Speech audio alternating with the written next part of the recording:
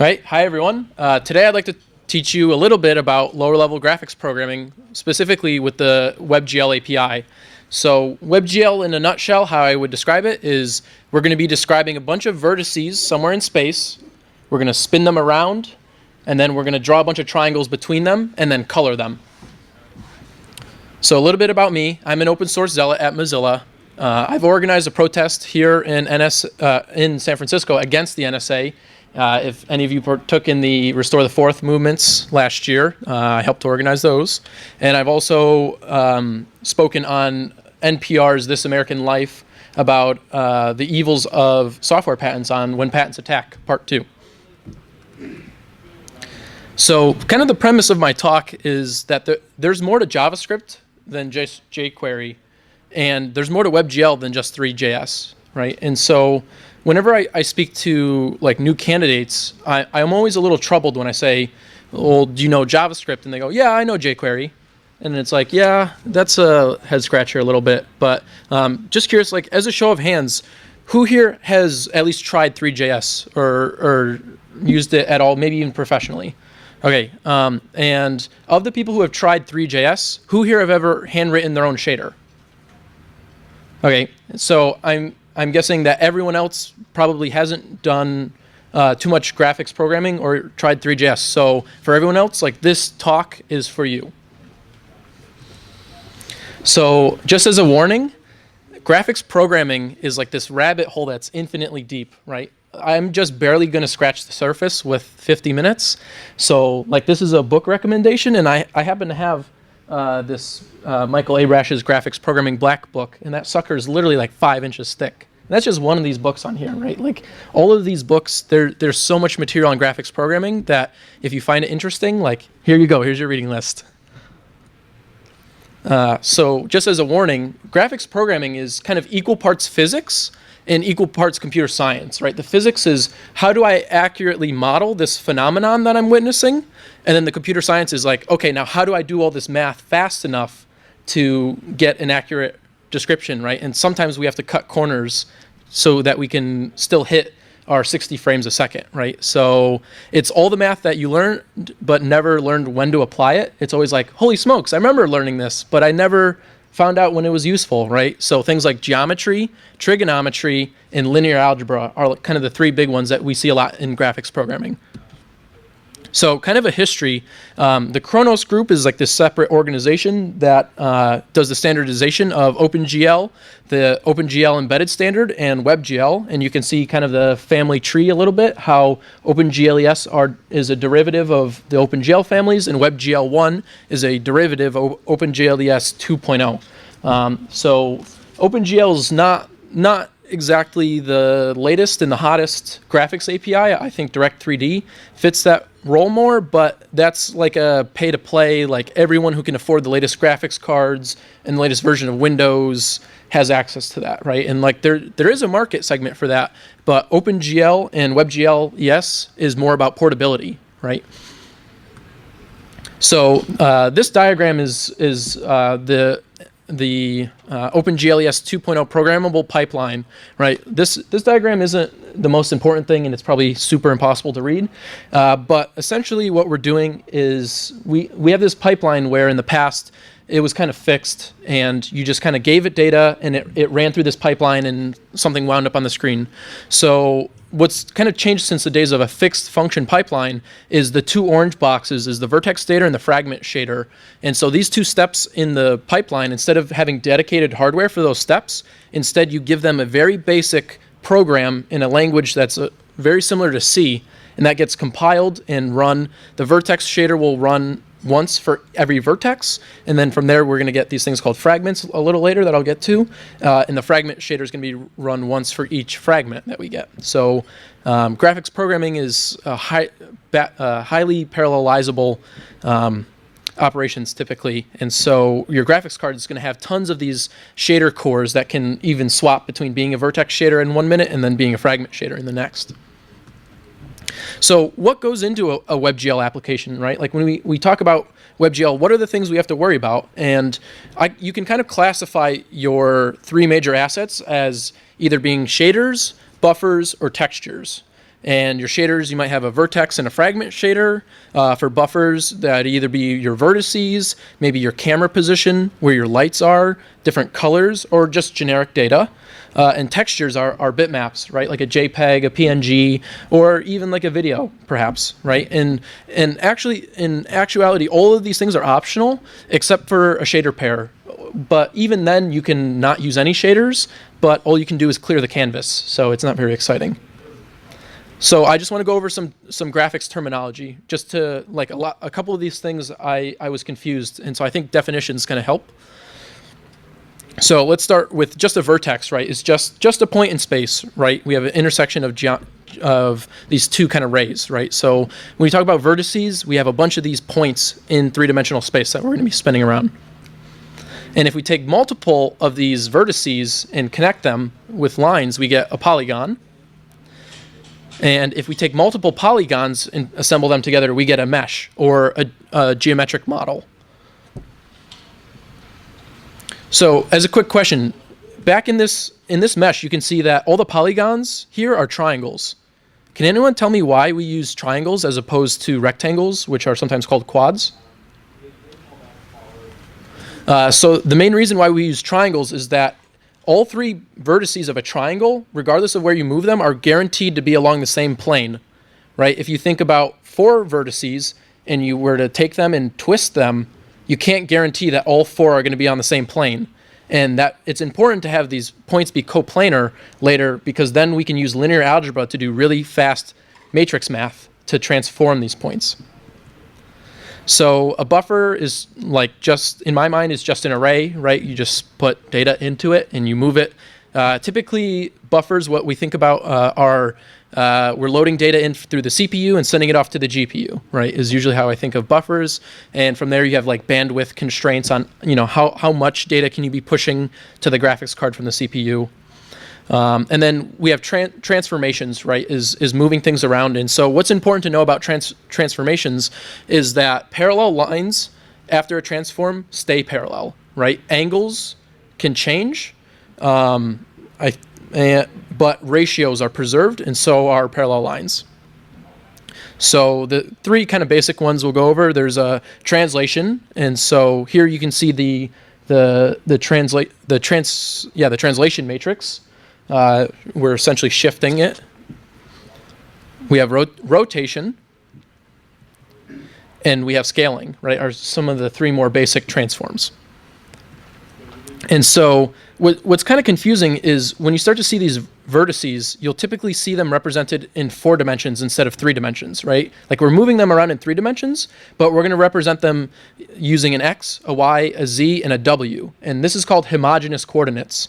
And the reason why we use 4-dimensional space to represent 3 dimensions is that it allows us to represent these near infinite distances using non-infinite values. So we can instead represent the 3 dimensions as X over W, Y over W, and Z over W. And as W approaches 0, those values approach infinity, which is going to be very important later when we go to do our transformations based on perspective.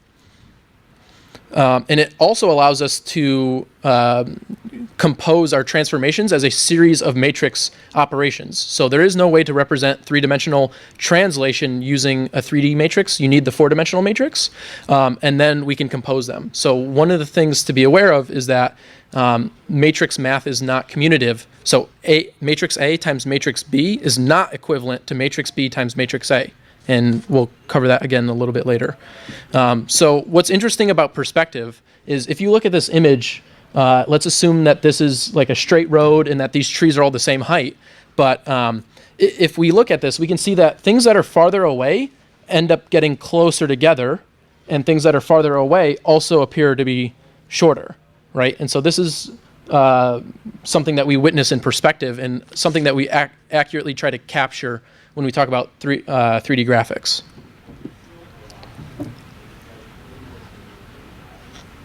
So a frustum is an interesting shape that I just want to tell you about first. It's essentially a pyramid with the top lopped off of it. And why it's important is when we talk about our viewing angle or our field of view, we have that's the shape. We call it a viewing frustum. I think there might be an R, second R in there, frustrum. I don't know, it's a weird word. But we call these clipping planes, right? So we have a near clipping plane, a far clipping plane, top, right, left, bottom. And what's very important to know about this is if any of your points, your vertices lie outside of this clipping plane, they don't get drawn, they get culled or dropped. So a bitmap is essentially just a data structure that maps RGB, possibly alpha values to each individual pixel. A texture is when we take such a bitmap and maybe later map it or apply it to a mesh or a model. Sampling is just the reduction of a continuous signal to a discrete signal, maybe going from analog to digital. And this scary sounding term rasterization is just a form of sampling, right? The process to convert shapes defined in vector format into fragments for display on a video screen, right? It's just a form of sampling. And like, what is a fragment itself? I've heard them described as pixels, but there's a little bit more to it. They're actually a data structure where it is the pixel itself describing its color, but it also has values like depth, texture coordinates, and other things as well. And a frame is a individual still frame out of a moving picture, right? So when we have our request animation frame, we're drawing one individual frame in that iteration of the loop. So what is shading, right? The picture on the left, these are both white cubes, right? And so the one on the left is if the cube was perfectly lit, we wouldn't be able to tell where the edges are. So what shading does is allows us to specify the subtle gradient that occurs across the surface, right? So if you hold a white cube, you know it's a cube because you can still see the edges, right? So that's something that we try to model with shading. And finally, what exactly is a material? So those vertex and fragment shader programs that I talked about, a material is nothing more than having a pair of those shaders describe how one surface reacts to light. So what are shaders themselves? They're just small programs. They run massively parallel on the GPU. For now, they come in pairs. You always have to have a vertex shader and a fragment shader, but in newer versions of OpenGL, they have different types of shaders like geometry shaders and compute shaders, and someday they'll come to WebGL, but for now, we're only going to worry about the pairs of shaders. A vertex shader can feed data into a fragment shader, so there's a method for them to communicate kind of one way, and they don't necessarily have to, but they can. And so the thing is, if you have a vertex shader that defines a set of outputs and a fragment shader that defines a set of inputs, they can be linked together. And so what's very neat is as you kind of write these shaders, you kind of build up your toolbox as you go, and you can actually just like, if you have another problem that you need to solve, and you think, oh, I may have already written a shader that can solve this. As long as the inputs and outputs match, they're mix and match. It's like Mr. Potato Head kind of thing with these, which is really neat. So vertex shaders are run once for every vertice. Fragment shaders are run for each fragment with color values being interpolated in between. So if you're familiar with Canvas 2D, the coordinate system, the origin is in the top left, positive y is down, positive x is in the opposite direction. It goes out to the width of your canvas. Canvas 3D is a different coordinate system, so it's important to know that the origin is in the very center, and positive y goes up to the value of 1, and negative y is the very bottom of your canvas.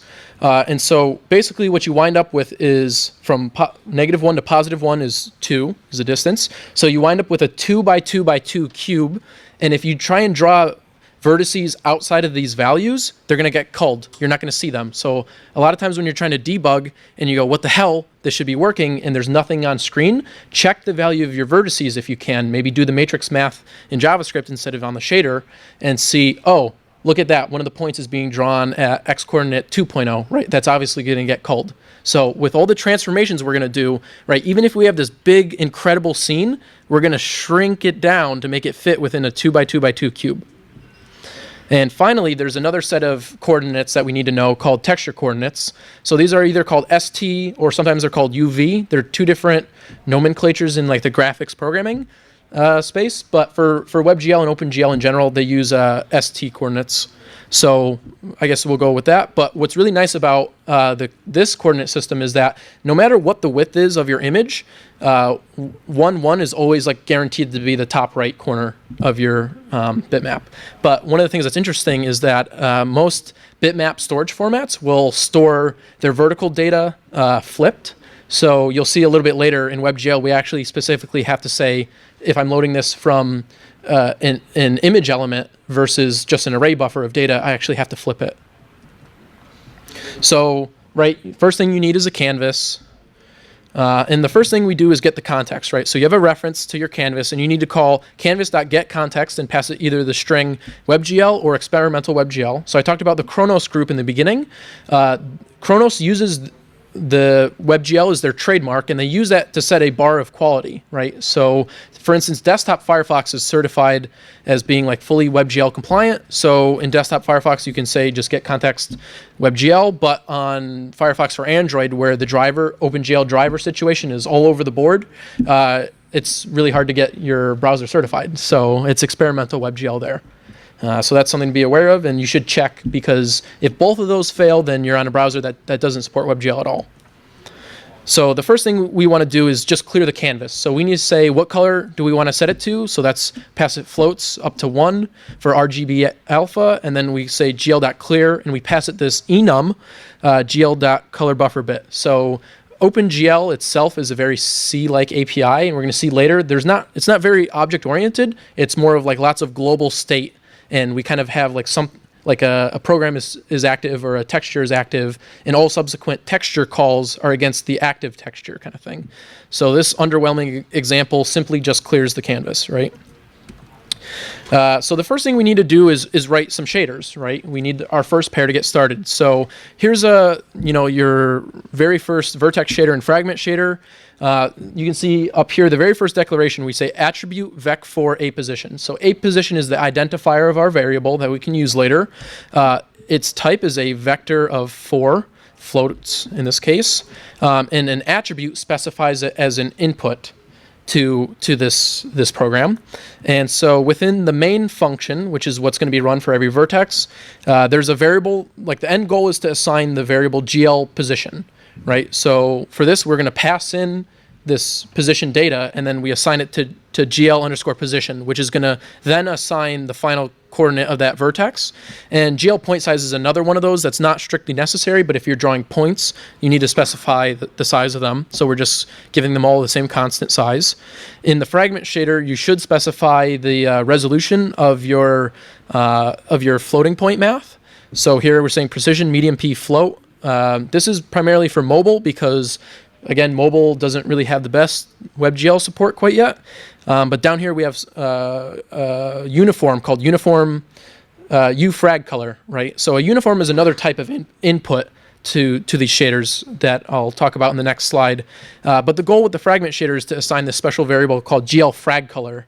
So whatever the uniform frag color is that we pass in, we're just going to assign that to that. So this language that these are written in is called GLSL, is kind of C-like language, but your variables end up having like almost 2 type declarations, right? It's like whether or not it's an in or out pointer, and then what its actual type is. So for attributes and uniforms, both uniforms and attributes are inputs into shaders. Uniforms are the same for every vertice, so, or for each fragment, right? You're basically saying, here's some data, and nothing's unique or special, right? Everyone gets the same data, and attributes are unique per vertex. So these attributes can only be passed in to vertex shaders, but uniforms can be passed into both. And finally, the communication channel that they have from one to another is something called a varying. So later we'll see another shader that has another type called a varying. And so it means different things in different shaders, right? In a vertex shader, it's an output, and in a fragment shader, it's an input. So the very first thing we need to do is compile shaders. So I recommend writing a helper function because you're going to be doing somewhat the same code. So dry up your code, don't repeat yourself. So this is just a little helper function I wrote called compile. where basically you give it the GL context, you give it this enum of whether or not it's a vertex shader or a fragment shader, and then you just pass it a string, right? So whether or not you want to have that string inline with your JavaScript or external and load it via XHR, whatever, you treat it as your shader source as a string. You call gl.create shader and you pass it the type. You have to set the source of it, and then you call gl.compile shader. And the final thing you should do is check that the status of the GL state machine didn't get worked in the process, right? Like if compilation failed, if there was a lexing error or a parsing error in your shader. So you need to compile both the vertex and the fragment shader, and then you need to link them. So what this is going to do is if you have varyings, it's going to set the pointers up to point to each other correctly, and then for you to be able to pass data into it, it's going to give you need to link this GL program in order to properly pull out reference types and pass data in through these kind of pointers. So what we do, again, another helper function is pass it the GL context in your compiled vertex and fragment shader. And what we do is we call gl.create program. We attach both shaders to that program. We call gl.link program. And again, we check the status of that program. So the GL programs is kind of the unit that we work with, is these shader pairs. And you can actually have multiple programs in your scene. You need to swap them out between draw calls. But for instance, like a big scene like the Unreal engine, right? For instance, drawing like the castle scene, it might use one shader pair or a GL program for drawing like the castle, and then maybe like for flames or particle effects, it might use a different shader program for that. And then maybe like flags flapping in the wind, it might use a different shader for that. So you typically have multiple different shader programs, and you swap them out by calling gl.useProgram. And so this is like the global state machine I talked about. Is you basically say gl.useProgram, and from then on, all calls against a GL program are implicitly against this program. So then what we need to do in JavaScript is pull out these references to the uniforms and attributes. That way we can pass data into them. So we call gl.getAttrib location, pass it the program in a string of the identifier that we want to reference. And same thing with our uniforms, right? And so from there we can set them directly by calling, there's a whole family of these functions, vertex attrib or uniform, and then the last couple characters there's a 2f, which means I'm going to be passing in two floats. There's 3f, there's 4f, there's 1f, there's 4 like fv, which means instead of passing in 4 arguments after the location of that identifier, I'm going to pass in a float 32 or something like that. Like I'm going to pass in a typed array. So this is basically, we're going to set our X and Y for our position to 0, 0, and we're going to set our frag color to red, right? RGBA. And then finally, once our scene is set up, we need to execute the render. So we call gl.drawArrays, and we pass it a mode. So we're going to draw these as points, and then we need to pass in the first vertice in case we want to skip some, and then just the count. So we're only drawing one vertice, right? So another super underwhelming example is just one red point right there in the middle, right? And so here you can see in the code, this is the last time I write this without helper functions, right? So I invite you to write code that works for you, and then like start moving these helper functions into your own library, whatever works for you, right? Like don't include someone's big library if you don't need all this functionality kind of thing. So here I'm just defining them inline, which again I would say is bad style. You're mixing your concerns, move them out someplace else and load them via XHR, right? Suddenly your code's asynchronous, but boohoo. So we link it, and here we're getting the locations of our attributes and uniforms, we're giving them values, and then we're calling draw. So I already talked about separating your concerns, but alternatively, one of the things that's really cool about these shaders, since they're just strings, is you can procedurally generate these strings at runtime and compile them and get some like really cool effects. And I'm not going to go over it, but you can kind of like build up almost like scene graphs and say like this object interacts with this object, like and reflects off this object, and then generate a shader for me that does that and compile it and run it. So one of the things I recommend doing is there's actually an API for doing reflection. You can iterate over the number of attributes and uniforms in a GL program and get their locations, right? So what I'm doing here is getting the number of attributes and the number of uniforms, and then in a for loop you can iterate over them and say call the get attrib location and get uniform location. And typically what I like to do is then store these in an object itself. So you would have a uniforms object, and then it's keyed on the identifiers of your uniforms or attributes, and their values are the locations of the uniform and attributes, so you can use them later. So my recommendation is to put all your helper functions in your own library and modularize your code and reuse them. So again, this is the same underwhelming example, but if we take a look at it, right, instead now I'm including my WebGL shader loader library and passing it just a string literal pointing to the vertex shader and the fragment shader, and then checking if there's any compilation or link errors, saying I want to use the program, clear the canvas, get references. So the two helper functions I wrote are get attributes and get uniforms, where you pass it the context in the program, and you get these objects back where you can then say attributes.aPosition, and that's the location, right? So that's like a neat little fun trick that you can do. So now let's say like 1 points is super boring. Let's draw a few more, right? So the first thing we need to do is beef up our shaders a little bit. So we're going to add a few more attributes. We're going to add, let's give, for each vertice we want to define their positions again, so that didn't change. But now let's make the point size dynamic. Instead of always assigning it 10, let's pass in values. We want to change the colors. So what we're going to do here is we're going to say each vertice is going to have its own color. So you actually need to pass the color into the vertice and then pass that out through a varying to the fragment.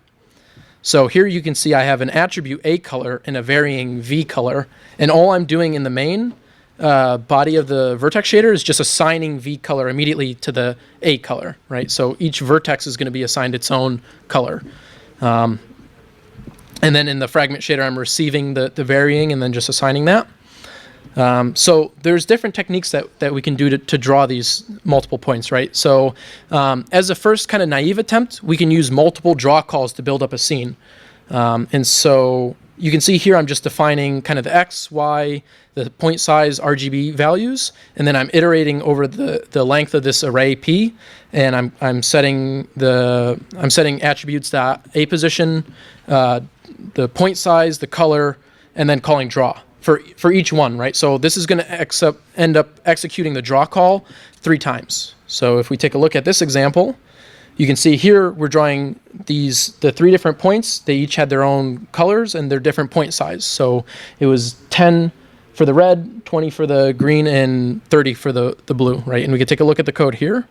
But this is kind of naive because, well, sometimes we can't get away without it, but you can use sometimes you need multiple draw calls to build up a scene, right? So for one particular frame of this request animation frame loop, sometimes you need multiple draw calls to build up a scene. Like there is no way to avoid it. But for something really basic like this, multiple draw calls is like such incredibly big waste, because typically when you profile a WebGL application, draw calls end up being one of the more expensive operations. So the idea is to try and minimize the amount of draw calls we do. So instead what we can do is use multiple buffers. So instead of assigning these points directly for like a one-time use case and then drawing them, we can push a buffer of values to the GPU and then say, draw all these. So here's another little helper function, init buffer. So what we need to do is we call gl.createBuffer, make sure that we are able to get this allocation. Bind buffer takes another enum, and I won't go over too many of these other values, but what we need to do is basically say that this buffer is the current bound buffer, meaning all future buffer operations are going to be against this buffer. Then we need to buffer data, which is fill the buffer with data. So whatever the data is that we passed in is going to be buffered. And then there's this enum called static draw, which basically gives hints to the GPU about how frequently this is going to be updating. But the important call here is GL vertex attrib pointer. So for attributes, which is going to be different per vertice, we basically need to say that there's going to be a pointer into this buffer, and for now the particular arguments aren't that important except for the number of elements per vertex. And so if you have a vec4, there's 4 elements in a vec4, right? So that would be the number that you want. And then finally, we need to enable the vertex attrib array, which to me, I don't know why you even need to do this. I wish it was just done for you. But so for instance, we're declaring 3 new float32 arrays. You can see here for 3 vertices that each get 2, an x and a y. There's 6 altogether. So x, y, x, y, x, y. Point size, there's just 1 value for each vertice, so there's 3 of them. And for colors, there's 3 values for each vertice, so there's 9 altogether. So then down when we call an init buffer and we pass in the number of elements per vertex, there's 2 for the position, the x and the y, there's 1 for the point size, and there's 3 for the colors. So if we take a look at the code, same boring example, and here we're calling init buffer 3 times, and then finally we're calling draw arrays. But one of the things that can be problematic about this is that uploading buffers between the CPU and the GPU can be expensive, right? It's usually not as slow as draw calls, but it can be a limiting factor in apps or like an easy thing to optimize. So it can actually be faster to upload a single larger buffer in one go than multiple little buffers individually. So this idea of multiple buffers versus this technique called interleaving buffers, right? So with multiple buffers, right, like we had x, y, x, y, x, y, we had point size, point size, point size, and then we had RGB, RGB, RGB in 3 separate buffers, and then we had to push each one of the 3 to the GPU on its own.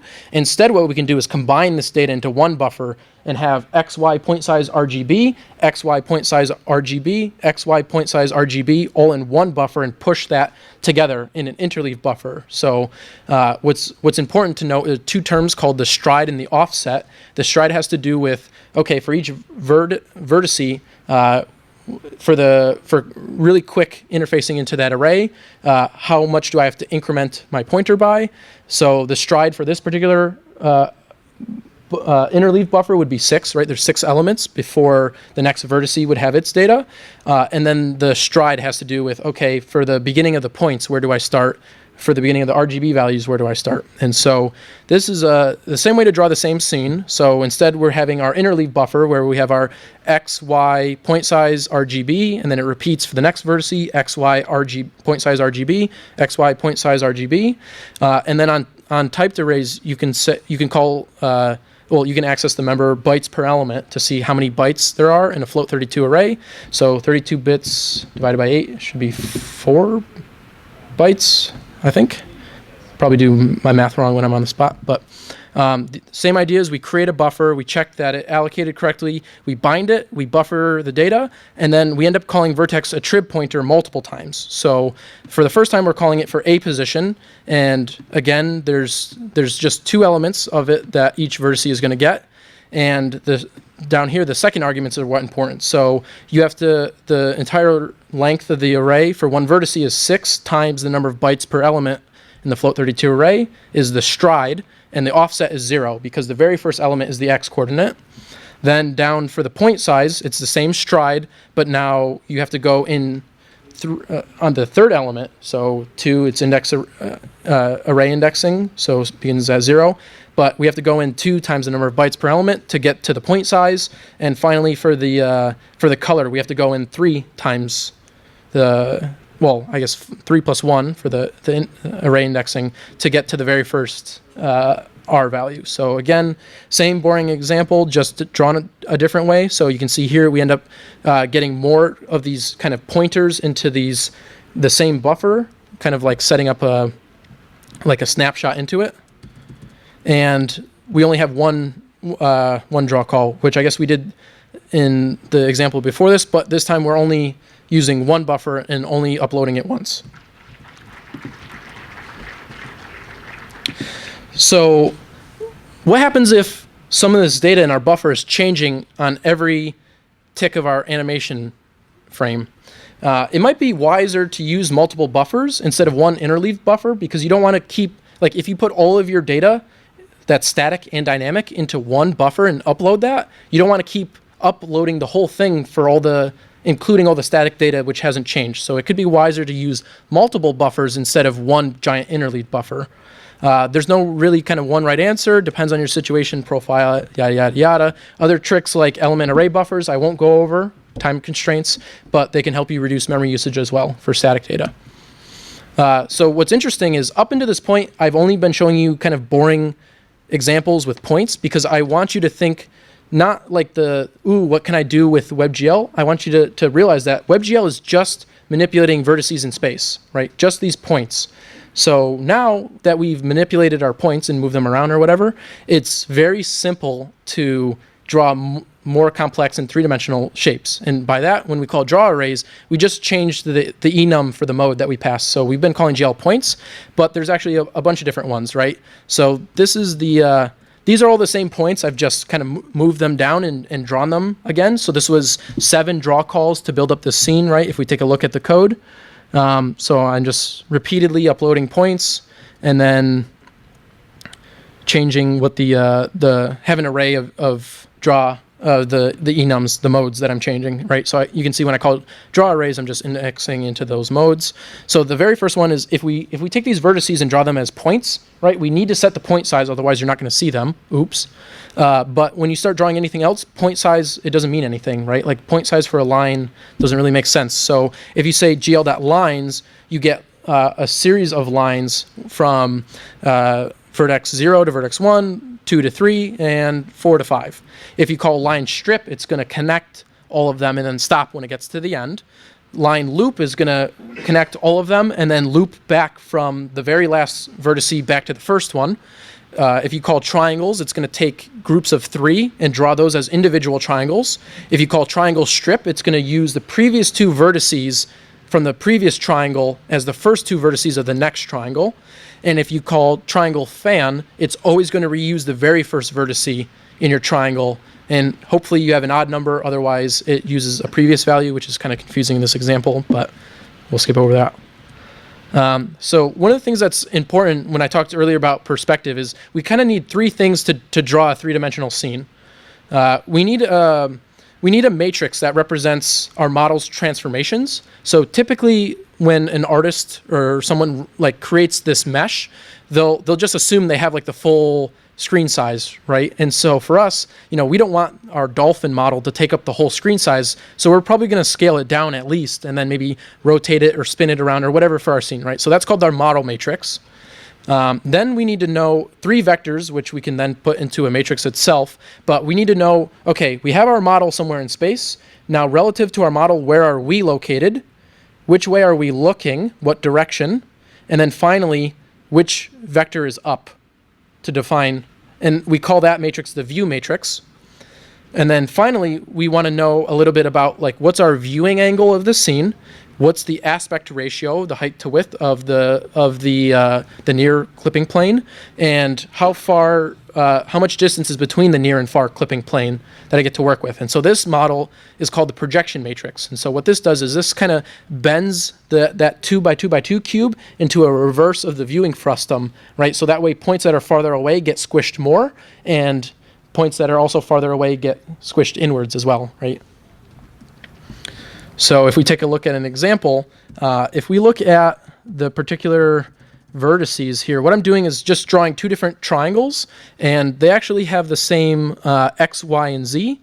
Same x and y, just the second triangle has different z values. And so after applying the model view projection matrices, we can see the second one gets squished in a little bit away because it's further away. And we're also rotating the scene and changing where we're viewing the scene from. So what's neat is in Firefox, we have these shader editors, which you can even like live edit a shader, right? So instead of just assigning it a V color, I can just say like vec 41001. Might have to be floats.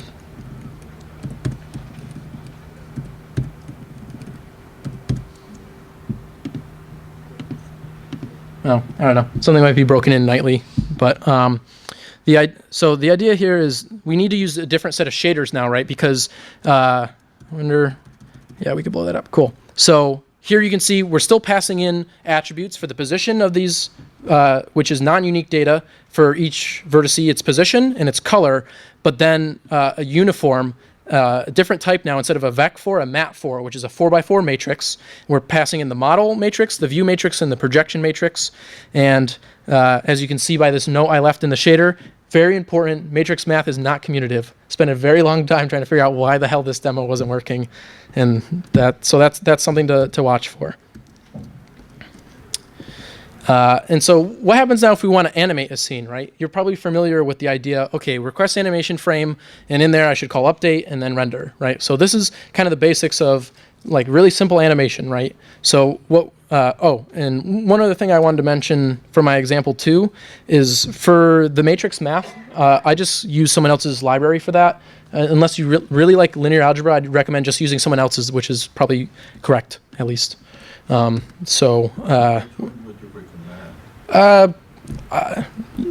out. I don't have experience with more than one to recommend. I've tried out one and I'm happy with it. So that's GL Matrix, but use whatever you like, right? Okay. So then for animation, right? So for update, what we want to do is say, maybe we're going to reassign the value of one of our matrices, right? And in this particular example for update, I'm just rotating around the y-axis. The model matrix. So I'm saying take this model and rotate it around the y-axis, which is going to do the update of the data that's being fed into the buffer, into the graphics card. But then we need to re-render. And so in order to re-render, we need to first clear the canvas. And so we pass it two different enums now, bitwise or together. If you actually check the value, they're like hexadecimal numbers. So there's the color buffer is what's essentially like rendered on the screen, the colors that you see. But then the depth buffer is something that we need when we're going to start doing like 3D transformations and stuff. So you bitwise or them together and say clear both of those buffers, draw the arrays, and then set up the request animation frame loop again. And so if you're more professional, you'll probably end up doing like velocity based, right? So this is rotating by 1 radian, which is like degrees times pi over 180, and but for every loop of request animation frame. So this is not doing 1 radian per second, right? Instead, for proper animations, you should be doing velocity based. But here you can see now this has been rendered as a triangle, and because the vertices themselves have different colors, for each fragment in between, the color gets interpolated between them. And so if we take a look at the code again real quick, you can see the same previous example where I set up the model view projection matrices, and then I have this function that returns a function where we're setting up our model matrix and assigning it and then rendering it. So just the same update render loop that you're used to. Finally, textures. So there's kind of 2 stages of things we need to worry about with textures. Logically, in certain cases, they can be 1, but we'll split them into 2 for now, and you'll see why. So the first thing we need to do is initialize textures. So we call gl.create texture. You probably should check that you were able to create one. I left that code out. But you call gl.activate texture. And so a graphics card has multiple texture units, which is basically slots that you can then reference to say, here's a bitmap here, here's a bitmap here. I think for WebGL, it says maybe minimum you have to have 8 to be compliant. On a desktop, you typically have many more, and the textures you can upload can be much bigger. On mobile, you'll probably have fewer and less. So if you're doing something, say, with like sprites in 2D, and you have 16 texture units, but you have 17 sprites that you're drawing individually, you're going to have to use multiple draw calls to build up that scene, right? You don't have enough texture units, and you need to start swapping textures back and forth between the GPU. But there's other like better techniques to do than that. So we activate texture unit 0, which is this enum.texture0. We call bind texture, texture 2D. There's 3-dimensional textures, which is like some far out like cube of color that like where the vertex is determines its color, which is like crazy. But so just working with 2D textures and pass it that texture object. And then there's numerous parameters that we can set. So we call text parameter I, which is an integer. And so the different things that we might want to set on a texture are the minification filter, and the magnification filter is, how do we sample from this texture or rasterize it when we shrink it, where what the particular mesh we're rendering it on is, say, larger than the texture itself, is how do we magnify it, or how do we minify it if it's too small? And then what happens as far as wrapping, right? Like, again, if it's too big, do we clamp to edge just says grab whatever the edge value is, and it looks like a smear because it's just the very edge value is kind of repeating. But you can say like mirror or flip or whatever. And then finally, we need to set the uniform value. So just like uniform 2f that we were calling earlier, or 2fv, 4fv, uniform 1i means one integer. We pass it. This should be uniforms.usampler, or whatever our uniform location is. And then this 0 is a reference to our texture unit 0, saying later in our shaders, you'll see we're going to check what unit should I sample from. So it needs to know texture unit 0.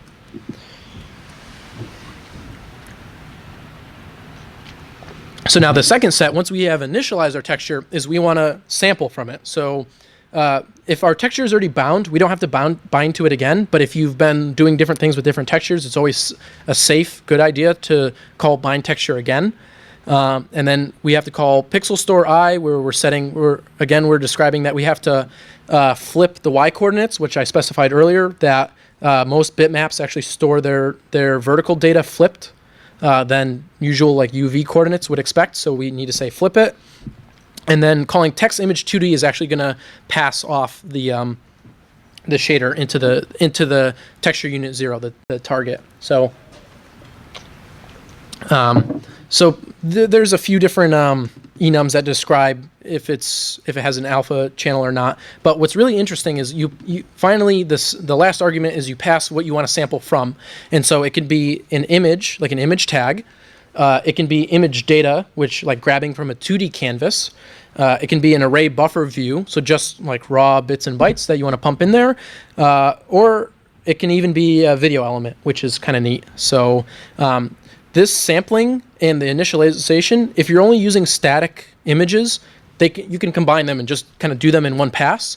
If you're using video, though, you need to continuously take samples from the video element and say, like, update what you have in memory, the texture that you have in memory with this bitmap.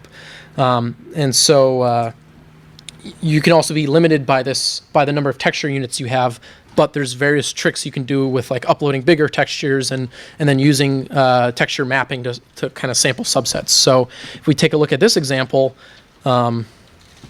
so on the left here, we just have a video, and on the right, we have the same animating triangle, but instead of saying these are the vertices and this is their values, we're going to map from one to another. So if we blow up the code here, we have all the same code we've done in the past. We also set up textures. We initialize a texture, and then we have an update texture function, which in our request animation frame loop we're continuously calling because we need to keep resampling. And so what's interesting is I talked about the ST coordinates or the UV coordinates before. So these coordinates are for our vertices, which are in the 3D canvas. So the bottom left vertice is -5 to the left, -5 down. The bottom right vertice is 0.5 to the right, -0.5 down, and the top vertice is 0, x or y, and then 0.5 up. But then how do we map this texture, right? So the texture has the coordinate system in the bottom left. So we're saying for the first vertice, which is the bottom left of the triangle, take the lower left value from our texture. For the bottom right part of the triangle, take the far right value of our texture, and then for the top part of our triangle, take the center, which is 0.5, and the top. So what's interesting is if you look at this this scene that's rotating around in the triangle, particularly around the bottom edges, the entirety of like the bottom edges of the video wind up in the triangle, but then near the top is cutting out parts, right? Because we can't quite fit those into the triangle. And we can mess around with what that uppermost point is of the UV map, the texture map, to change like what gets rendered in the triangle or not. Right, so textures can uploading anything to the GPU is expensive. Hopefully you learned by now. So there's different tricks to kind of minimize those, which other people will tell you about today. So try and minimize texture swapping between frames. Finally, shading. I'm not going to get into it, but there's two different things we need to worry about with shading. The first one is interpolation techniques, which is when I talked about colors being interpolated between vertices, we can actually, in our shaders, just change how we want to interpolate, just using whatever mathematical functions we want in the shaders. So the most basic and primitive, which is also the fastest, because we're doing the fewest calculations, is called flat shading, where each polygon just kind of gets assigned its own color.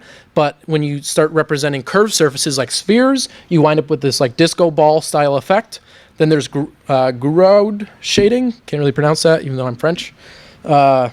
So this is saying that we have like normals at each vertex, and the light is calculated for at each vertex how the light is, and then interpolated.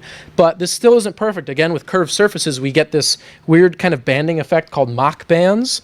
And so probably the nicest, but also most computationally expensive, is called Phong shading. And I'm sure there's others as well. But this is basically saying, okay, you gave me vertices at my normals. Well, I'm going to interpolate the normals themselves and then calculate the lighting based on that. And then there's also different illumination models in turn. So Lambert is like the basic one where we basically say that the shade of this is basically the cosine of the angle of the light, or which mathematically turns out to be the dot product between the normal and the light vector. And a nicer looking one is the Blin Phong, which says that's way too basic. Light is we can model it in kind of three different things that we're witnessing, where we have ambient light, which is like, even though light may not be directed directly on an object, just by being in a lit room, you can still kind of see the object. So that's ambient light. Diffuse is light actually falling on it, but not kind of, if it's not really reflective.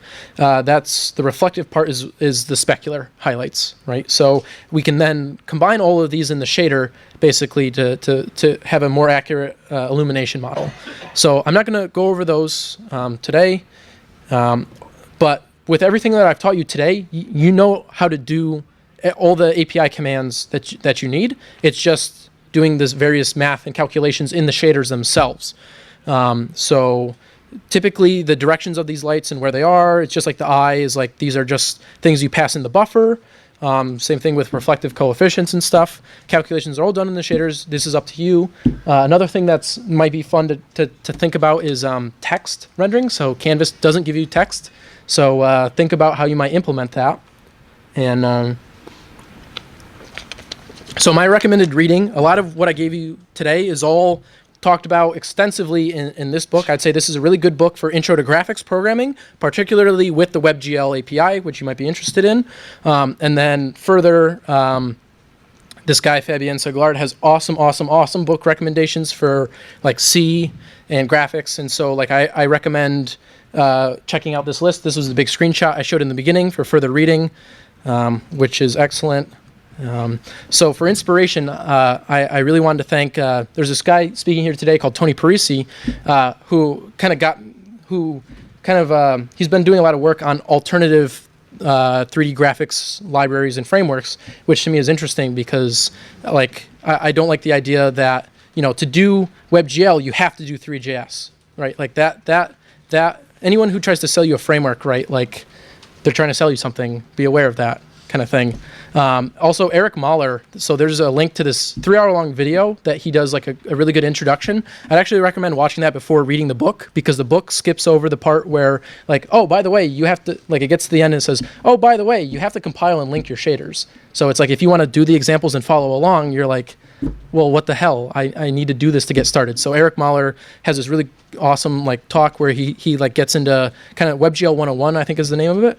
And then a really good read is this code base by these guys at Game Closure that implements a Canvas 2D API on top of WebGL. So if you've ever wondered like, you know, how would I implement, right? So there's fill and there's stroke, right? So what you would do is you could, if you want to have two different things, is that's just two draw calls, right? You, for a fill, you draw those as a triangle strip, and for a stroke, you draw those as lines, right? So it's a really clean code base, a really good read. So I'm not going to do questions right now. If you have questions for me later, come and talk to me outside. I've got some WebGL stickers and stuff if you want one, so come say hi to me. Again, my name's Nick. I'm Lost Oracle on Twitter. I would really love feedback. Please let me know, good, bad, I don't care. Just if it's going to be bad, say what I could do better next time. Feel free to come and chat with any of us at Mozilla. We're all on IRC anytime. Problem with Firefox or Firefox OS or anything, or just want to chat about like web development or whatever, come chat with us. We all hang out on IRC all day long. I'm \n, which is a valid IRC identifier on mozilla.irc.org. I have my GitHub, which you can check out. And finally, my blog, which I would recommend checking out because I blog about all kinds of stuff from assembly language up to CoffeeScript and everything in between. So thank you for your time. I appreciate it.